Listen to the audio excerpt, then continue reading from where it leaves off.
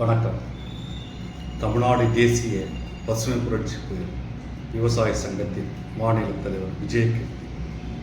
தற்போது தமிழ்நாட்டில் மிகவும் இந்த குறுவை சாகுபடி சமயத்தில் தமிழகம் முழுவதும் மிக பெருத்த அளவில் மழை பெய்து மிகப்பெரிய சேதத்தை ஏற்படுத்தியுள்ளது.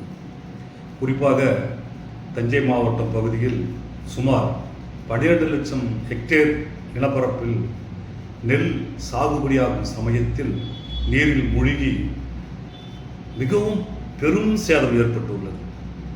குறிப்பாக தஞ்சை பகுதியில் வாக்கூர், நக்குடி, குரத்தநாடு பகுதிகளில் மிகவும் பாதிப்பு ஏற்பட்டு தண்ணீரில் மூழ்கி நெல் மணிகள் முளைத்து கதிராக நாற்றாக வளைத்து மிகப்பெரிய ஒரு பாதிப்பு. அதை தொலைக்காட்சியில் பார்க்கும்போது நெஞ்சம் பதபதைப்பாக இருக்கிறது. குறிப்பாக கடலூர் மாவட்டத்தில் எடுத்துக்காட்டாக புவனகிரி பகுதியில் சுமார் 50,000 மூட்டைகள், கிட்டத்தட்ட 50,000 மூட்டைகள் நெல் மணிகள் நேரடி நெல் கொள்முதல் நிலையத்தில் கொண்டு சென்று வைப்பதற்கு இடமில்லாமல் அங்கு ரோட்டில் மூட்டைகளை அடுக்கப்பட்டும் கீழே சாலை ஓரத்தில் அடுக்கப்பட்டும் அந்த அவல நிலையை நாம் தொலைக்காட்சி வாயிலாக பார்த்திருக்கிறோம். மேலும் அந்த புவனகிரி நேரடி கொள்முதல் நிலையத்தில் அந்த நெல் மணிகள் அந்த மழையின் காரணமாக நாற்றாக முளைத்து மிகப்பெரிய ஒரு பாதிப்பு ஏற்பட்டுள்ளது. ஒரு நெல் மணி முளைத்து விட்டாலே அது பயன்பாட்டுக்கே பயன்படாது. இது சாதாரண ஒரு மக்களுக்கே தெரியும். ஆமாம், கடலூர் மாவட்டத்தில் ஒரு விவசாயி தன்னுடைய நெல் மணிகளை கொண்டு சென்று நேரடி கொள்முதல் நிலையத்தில் வைப்பதற்கு இடம் இல்லாமல் நெல் மூட்டைகளை எடுத்து சென்று ஒரு சுடுகாட்டில், பிணத்தை எரிக்கக்கூடிய ஒரு சுடுகாட்டில் அந்த மேடையின் கீழே நெல் மூட்டைகளை அடுக்கி வைத்துவிட்டு பிணத்தோடு பிணமாக உட்கார்ந்து கொண்டிருக்கின்ற ஒரு அவல நிலை பார்ப்பதற்கு நெஞ்சி பதபதைக்கும்.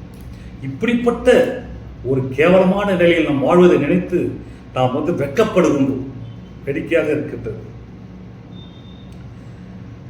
குடித்து குடல் எரிந்து சாகுகின்ற ஒரு மது கடைக்கு இரும்பு கேட்டு போட்டுவிட்டு அதன் அருகில் இரும்பு கரத்தை அடக்குகின்ற என்று சொல்லப்படுகின்ற ஒரு காவலாளியை கொண்டு அதில் அருகில் நிப்பாட்டி அந்த சாராயத்திற்கு பாதுகாப்பு கொடுக்கின்ற இந்த ஒரு அரசு விவசாயத்துக்கு கொடுக்கவில்லை, விவசாயிக்கு கொடுக்கவில்லை. வெட்கக்கேடான விஷயம். விவசாய மந்திரி ஒருத்தர் இருக்கின்றார்.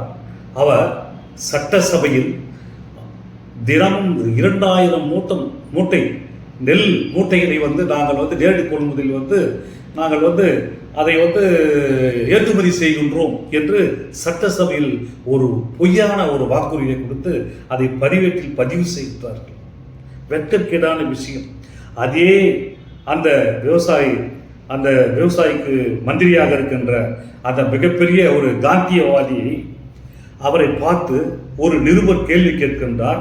தற்போது மழை பெய்து உள்ளது, எங்கு பார்த்தாலும் நேரடி கொள்முதல் நிலைகளில் நெல் வைக்கக்கூடிய பாதுகாப்பு இல்லாத ஒரு அவல நிலையில் நெல் மணிகளால் முளைத்திருக்கின்றதே, இதை பற்றி தாங்கள் என்ன சொல்லுகின்றீர்கள் என்று கருத்து கேட்டால் அவர் சொல்லுகின்றார், எங்கள் ஆட்சியில் நெல் மணிகள் எல்லாம் லேசாக முளைத்துள்ளது, அண்ணா திராவிட முன்னேற்ற கழக ஆட்சியில் ரொம்ப நீளமாக வளர்ந்துள்ளது என்று ஒரு வெட்கக்கேடான ஒரு பதிலை சொல்லுகின்றார். ஒரு நெல் முளைத்து விட்டாலே அது 1 சென்டிமீட்டராக இருக்கட்டும், 5 சென்டிமீட்டராக இருக்கட்டும், முளைத்து விட்டால் நெல் சுகப்படாது. இது கூட ஒரு விவசாய மந்திரிக்கு தெரியாமல் அவர் விவசாய மந்திரியாக இருக்கின்றார். வெட்கக்கேடு. அவருக்கு வெட்கக்கேடு இல்லை, அவருக்கு ஓட்டு போட்ட விவசாயிகள் எங்களுக்கு வெட்கக்கேடு. நாங்கள் வெட்டி தலை குனிகின்றோம் இந்த நாட்டில் விவசாயம் செய்வதற்கு. விவசாயம் அழிந்து விட்டால் விவசாயம் அழிந்து கொண்டே வருகின்றது. வெட்கக்கேடான விஷயம். எங்களை வாழ விடுங்கள், விவசாயிகளை வாழ விடுங்கள், நீங்கள் வீட்டிற்கு செல்லுங்கள், நாங்கள் வாழ்கின்றோம், எங்களை தற்கொலைக்கு தள்ளாதீர்கள். மிகவும் கேவலமாக இருக்கின்றது எங்களுக்கு. நெல் கொள்முதல் நிலையத்தில் ஆண்டுக்கு ஆண்டு மத்திய அரசாங்கம் உங்களுக்கு நிதி ஒதுக்கின்றது. அந்த நிதியை பெற்று நீங்கள் என்ன செய்கின்றீர்கள்? அந்த நிதியை கொண்டு நீங்கள் என்ன செய்வீர்கள்? ஆண்டுக்கு ஆண்டு ஒதுக்கின்ற நிதிகளை நீங்கள் ஒழுங்கான முறையில் அதை செலவு செய்து விவசாயத்தை காக்காமல் நீங்கள் ஆண்டாண்டுக்கு ஆண்டு பணத்தை சேமித்து செய்து நீங்கள் ஆள்வதற்காகவும் நீங்கள் ஆண்டு இருப்பதற்காகவும் பணத்தை சேர்த்துக்கொண்டு வழக்கு பதிவு செய்து நீதிமன்றத்தை நாடி வழக்குக்கு நடந்து கொண்டு இருக்கின்றீர்களே, வெட்கக்கேடான விஷயம் அல்லவா இது? ஏன் எங்களை வாழ விடுங்கள்? நீங்கள் அழிவதில்லாத விவசாயத்தை அழிக்கின்றீர்கள். விவசாயி தற்கொலைக்கு செல்லுகின்றான். ஒரு கேவலமான ஒரு நிலை எங்களுக்கு தான் அது. நாகை மாவட்டத்தில் மிகவும் அதிகமான மழை பெய்து அந்த நேரடி கொள்முதல் நிலையத்தில் பாதுகாப்பற்ற சூழ்நிலையில் எங்கு பார்த்தாலும் நெல் மூட்டைகளில் நாற்றாக முளைந்து சாலைகளில் மூட்டையை அடுக்கி வைக்கப்பட்டு விவசாயி அதுவும் ரோட்டில் கொட்டி வைத்து உள்ளான். மழை பெய்து கொண்டே இருக்கின்றது. அங்கு நெல் மணிகள் வெள்ளத்தில் அடித்து செல்கின்றது. இந்த அவல நிலையை பார்ப்பதற்காக எதிர்கட்சி தலைவர் அங்கு செல்லுகின்றார்.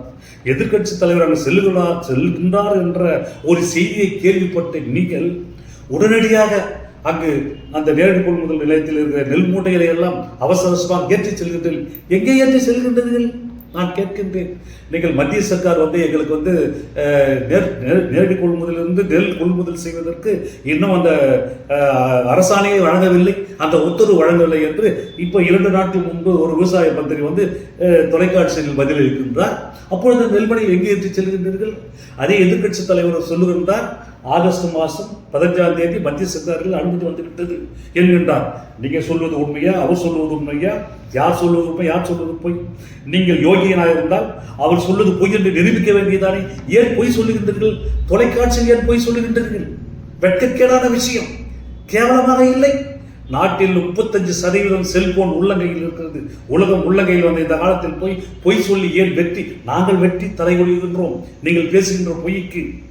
ஆள வேண்டும் என்றால் ஆளுங்கள். 4 ஆண்டு காலம் எங்களை ஆண்டு ஆள்கின்றோம் என்று விவசாயத்தை அழித்து விட்டீர்களே, கேடுகட்ட விஷயமா இருக்குது எங்களுக்கு.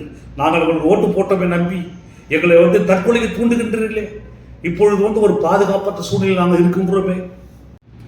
இந்த பரந்த உலகத்தில், குறிப்பாக தமிழ்நாட்டில் காமராஜர் போன்று ஒரு மிக சிறந்த ஒரு முதலமைச்சர் இன்னும் பிறக்கவில்லை. காரணம், விவசாயத்தையும் விவசாயிகளையும் ஒரு தாய் ஒரு குழந்தையை பாதுகாப்பது போல் பாதுகாத்தார். படிக்காத ஒரு மேதை. அவரை போன்ற இன்னும் ஒரு மனிதர் இந்த மண்ணில் பிறக்கவில்லை. அவர் வழியில் எம்ஜிஆர், ஜெயலலிதா அம்மா, ஏன் கலைஞர் கூட விவசாயத்தை காத்து கொண்டார்கள், விவசாயிகளையும் காப்பாற்றினார்கள். ஏன் உங்களால் அதை செய்ய முடியவில்லை? ஏன் இயலவில்லை? இப்படி உங்களால் விவசாயிகளையும் காக்க முடியவில்லை என்றால் நீங்கள் இறங்கி வீட்டுக்கு செல்லுங்கள். இந்த நாட்டை நாங்கள் பார்த்துக் கொள்ளுகின்றோம், இல்லை வேறு யாராவது ஆளட்டும். இந்த திறனற்ற ஒரு ஆட்சியினால் இந்த விவசாயத்தில் உள்ள மக்கள் கண்ணீரும் கம்பளமாக வேதனைப்படுகின்றனர். அக்காலத்தில் நஞ்சையும் உண்டு, புஞ்சையும் உண்டு, 3 போகும் சாகுபடி உண்டு. நீங்கள் வந்ததுக்கு அப்புறம் நாங்கள் நஞ்சையை உண்டு சாகுபடி நிலைதான் உண்டு. ஏன் எங்கள் தற்கொலைக்கு செல்கின்றீர்கள்? ஏன் எங்களை வாழ வழிவிடாமல் எங்களை ஏன் விவசாயத்தை கெடுக்கின்றீர்கள்? எனவே தயவு செய்து சொல்கின்றேன், இறங்கி வீட்டுக்கு செல்லுங்கள். நாங்கள் நிமிர்ந்து நிற்கின்றோம். நன்றி, வணக்கம்.